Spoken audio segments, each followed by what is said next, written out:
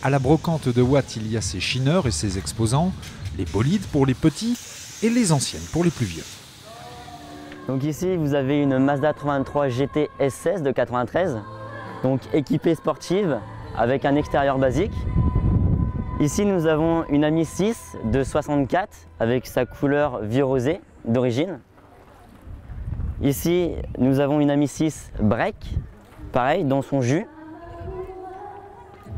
En bleu, une Ami 8 qui, elle, est de 79. Pareil, toute d'origine. Une Diane de 1976, restaurée il y a quelques temps. Et tout derrière, une 2 chevaux qui, elle, est de 87, restaurée il y a une quinzaine d'années. Et petit clin d'œil, c'est une voiture qu'on peut affilier à Maya l'abeille qui est présente sur la banquette arrière. Les amoureux de véhicules de collection ont fièrement exposé leurs trophées lors de cet événement. Parmi ces perles, Coxy, c'est le surnom de la coccinelle 1200 cm3 de 1972 de Valentin, offerte par ses parents à l'âge de 17 ans. Le jeune homme en est littéralement gaga. C'est-à-dire un peu vieilli, style des anciennes Cox.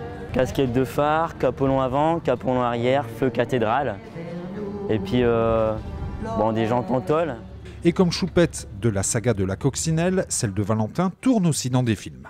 Donc je tourne La vie devant elle, qui est une série qui raconte la catastrophe minière en 1975 dans le coin de Liévin.